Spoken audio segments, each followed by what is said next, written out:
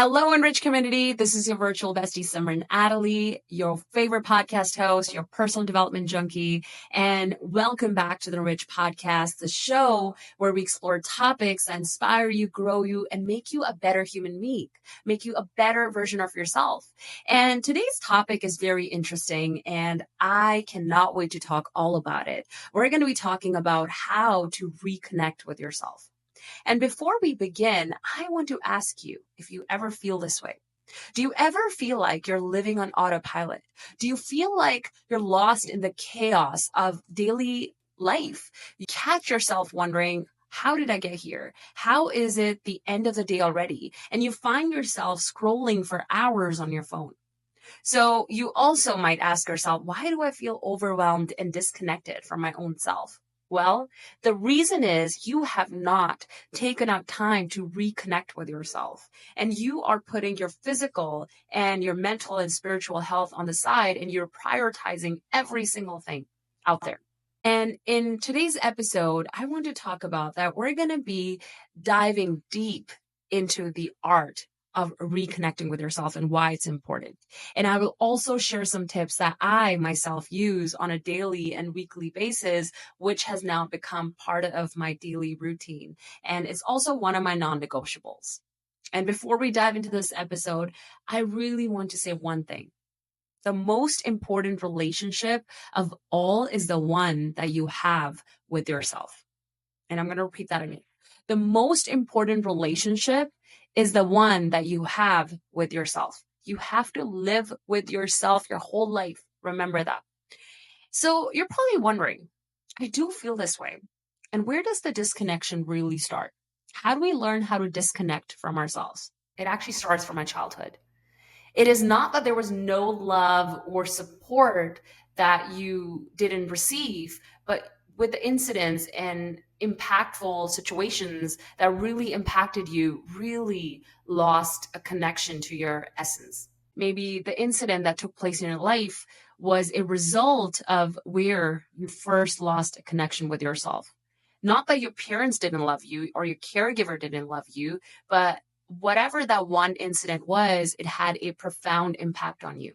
Maybe you were left alone by yourself in the playground by your friends, and that impacted you. And you had this deep knowing why someone left you, and why do you need to have this urge of always finding ways to feel like you belong or put your needs on the side so you can feel connected to others. Okay, when did you start betraying yourself? That's my real question to you. So my other question to you is, what part of you felt unloved and disconnected growing up?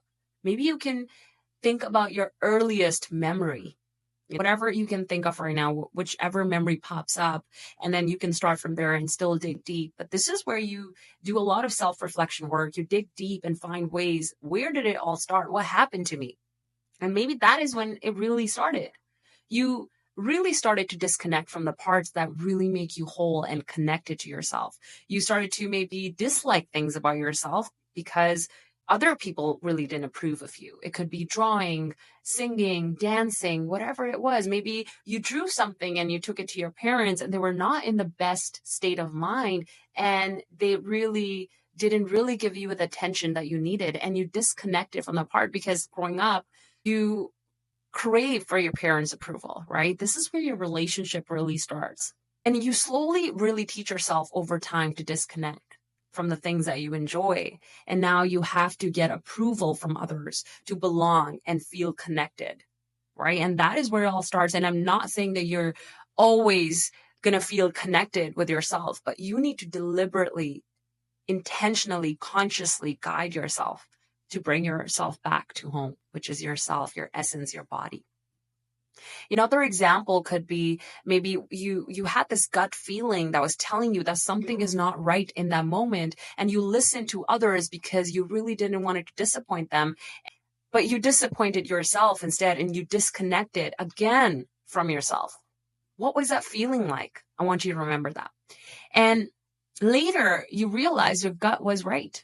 This is how we slowly start to disconnect from ourselves if we don't really take action right away. Maybe you did realize that gut was right, and next time you do listen to your gut feelings, right? these things have a profound impact on you when you really start to dig deep as well and really find out that you have been disconnecting from yourself and no one else is doing that but you.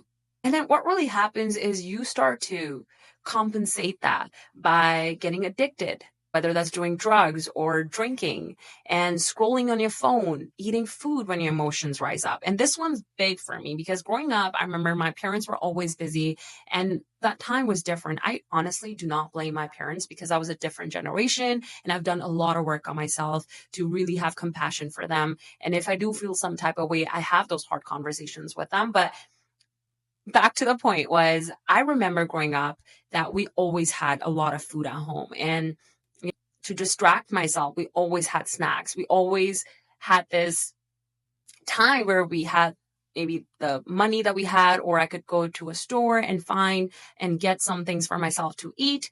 And that's when I started to soothe myself, right? And I remember I had to do a lot of work where I'm like, where does this really stem from? And I remember having those, visions and realizations that, oh my God, this is when it started. Because sometimes things were chaotic at home. And I was like, well, I'm going to make myself a pack of noodles, or I'm going to grab that bag of chips and I'm going to munch on that right now because that feels great.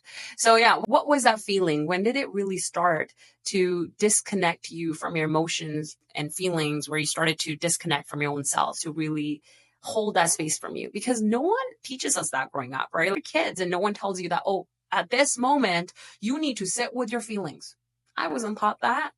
Actually, a lot of adults don't know that. We're finally realizing that this is so important. It's important to talk about your feelings. It's important to disconnect from the world so you can connect with yourself. So that is, for me, that is when it really started. And then sometimes we also start to really develop these personalities to feel or put a mask on so you can belong in your group, your sphere, and you don't even remember yourself, who you are anymore. You put your passions on the side. So when is it enough? I really want you to ask yourself that question. And like I said, the truth is we will not always feel connected, but we have to consciously, deliberately guide ourselves back to our home, our body, our soul, our essence, our true essence. Now, let's talk about some ways that I connect with myself. And maybe you can also relate to some things that you already do, but you're not really doing them on consistent basis. When I feel overwhelmed or disconnected and find myself going back to my old ways, it could be me running towards food. And it took me a while to get here, build that awareness. Why do I emotionally eat and how it impacts me? But to my point, you can start from here as well, because these are very simple to apply and you need to learn how to prioritize yourself and say no to things that are not making you feel good for the long run or bringing you closer to your home and your values. So, number one way that you can reconnect with yourself is finding a time in a day to connect with your own emotions, feelings, and thoughts. This could be early morning or before you go to bed every night. And how do you do that? Is by practicing mindfulness or journaling. So, whether that is taking a walk in nature without your headphones in and listening to something, and or sitting on a yoga mat by closing your eyes and meditating, letting the thoughts roll in and watch them just pass by. Don't judge these thoughts. Let them come in, because all thoughts are not facts. Remember that. Every single thought doesn't really define you or your situation. Doesn't always have a meaning behind it.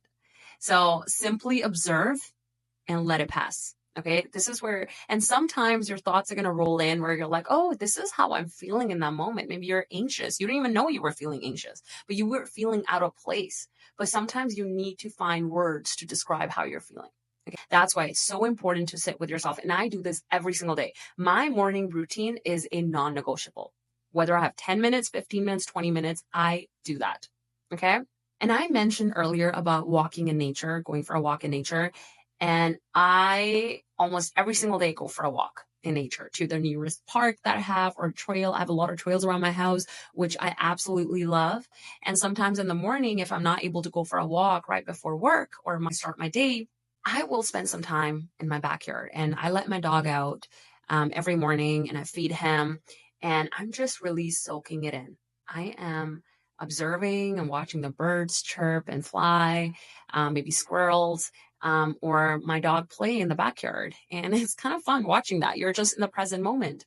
And, if you guys know me and following me for a while now, I have been talking about spending time in nature for a very long time. Okay. And I'll tell you why it's so important to spend time in nature. Let me talk about some research here. Let me bring some science in. Spending time in nature can act as a balm for our busy brains. Okay, our brain is always working for us. We're always thinking about something, but we never really take our time to calm our nervous system. Okay, there's actually a psychologist from University of Chicago that reported that green spaces near schools promote cognitive development in children, and green views near children's home promote self-control behaviors. That is profound. Another study. So, in a review of the research, Greg Bratman, PhD, an assistant professor at the University of Washington, and colleagues shared evidence that contact with nature is associated with increases in happiness, subjective well being, positive social interactions, and a sense of meaning and purpose in life. How cool is that? And also, it decreases mental distress. That is huge. Okay. No wonder for the last so many years, I find that every time I'm feeling stressed out and I go for my nature walk, I feel good instantly right away within 5 minutes. Not even kidding. And I remember when the 2020 pandemic happened, I would go for my walks every single day, if not once, twice a day. And me and my family did that. And we were the most happiest, healthiest. And I feel so blessed that we have so many trails around us. But holy cow, we had to really dig deep, like why we're feeling this way, especially me. And it was all because I was going for walks every single day, twice sometimes. And I was taking care of my body. I was taking time to really be in the present moment when I was in nature. It was like more like forest bathing. If you guys haven't heard of this term, look into it. And if you guys want me to talk about it more, I will talk about it in the near episodes. Research also shows that even the sounds of nature can be recuperative. And Berman and colleagues found that study participants who listened to nature sounds like crickets chirping and waves crashing performed better on demanding cognitive tests than those who listened to urban sounds like traffic and the clatter of a busy cafe. How cool is that? So I think your first thing you should be doing is, if you can't do every single day, at least once a week. Start from there. And then slowly, gradually, you're going to start building these healthy habits, and you're going to find time to spend time in nature. You also practice grounding exercises. It's so important to do that. Also, dedicate 5 to 10 minutes out of your day to journal. Tune in with yourself. This is another way to build self-trust, because you are telling yourself that your thoughts and feelings are important. They're relevant, because we're always listening to other people's opinions, their ideas. We never think our ideas, our opinions are valid or they're more important. Okay. Nothing wrong with listening to other people, but also make sure that you are listening to your gut feelings, your thoughts, how you're feeling, you're tuning in with yourself. And so carve out time for solitude and self-reflection, because being alone really helps you tune out external influences and connect with your inner thoughts and feelings. Okay. Think about it that way. So number 2, another way that you can really connect with your own feelings is to build compassion for yourself. Write down 3 things that you really love about yourself. Only you know what you love. People who spend time with you a lot, they love those things about you. Why not tell yourself that you love those things about yourself? You're able to create that space for other people. There's nothing wrong with that. It's a self-love journal. Maybe that's something that you can buy for yourself, like a random journal. And all you do is write things about yourself you love. What's wrong with that? There's nothing wrong with that. I think people have a hard time accepting their own attributes. There's nothing wrong with that. It does not make you conceited. Okay, it just makes you more compassionate, so you can actually feel good about yourself. So you don't develop further insecurities. Maybe you can also start writing things down that you're grateful for. This is when you actually get time to tune in, carve out time for yourself, and really connect with the things that you are grateful for in your life. So do a practice of self-care, self-love. And I ask myself this question very often, and which is, when do you feel the most loved by yourself? And I do when my gut health is optimal and when I'm taking care of my skin. I would say my skincare routine is non-negotiable before bed. And sometimes I find myself rushing through the process and I don't feel the best, but I did it. Like that is number one step. I actually went through with it. But sometimes when I have more time on my hands, I actually take out time to, you know, rub that serum on my face, talk good stuff to myself, looking at myself, feeling myself. I'm like, wow, your skin is glowing. Talk to yourself in a way that your best friend would talk to you, right? That's when I feel the most loved. And, when I talk about gut health, when I'm eating whole foods, and I am also, of course, taking care of my skin. So those two are my favorite things to do when I want to show myself more love. And another thing I want to talk about, a few things that I mentioned already about self-love journal and finding activities that make you love yourself more is this exercise really is a great way for you to introspect and allow yourself to look within who you are as a person. What do you really enjoy? Do you really enjoy time with yourself? If you don't really enjoy time with yourself, why do you think someone else will enjoy time with you? Okay. And I'm sure other people will get inspired by doing so, because I think we have this idea that you have to always be spending time with other people if you have free time. No, give that to yourself. Okay. There's nothing wrong with taking time to enjoy time with other people. But like, as I'm getting older, I am taking out time for myself more. I want to show myself I am loved. I am taken care of by me first, so I can allow other people to do so. And I kind of want to talk about when it comes to disconnecting. I really want you to think about this. You're going to go through the pain one way or the other. The pain of not accepting yourself and to be liked. And you will know that feeling from the inside that you're not being authentic. Or the pain of accepting yourself and not be liked. So which one will you choose? Because you will have to, like I mentioned earlier, you have to live with yourself the whole lifetime. You have to go back to yourself your whole lifetime. You're not going to feel good when you go home. There's a reason. Then you're going to start distracting yourself. Why? It's like a cycle. It's a vicious cycle. So what I would suggest is I hope you choose the path of acceptance and being authentic to yourself. I'm on that journey right now. I'm like, I don't even care who's coming along with me or not, but I hope I inspire others to do that. Things I do want to mention, there's a couple things I want to mention is do activities that make you feel happy and joyful and relaxed. Okay. Like for me, recently, I'm getting back into baking. I actually recently baked 3 times already this past week, and just for myself, because I'm like, I want to try things out. And I hope I'm not like sounding selfish, because I'm coming back to like the baking game. I used to bake so much right in high school, right after high school, and then life got busy. And I feel like, actually one of the leaders that I'm part of this leadership team, and they asked me this question: what do you really enjoy doing?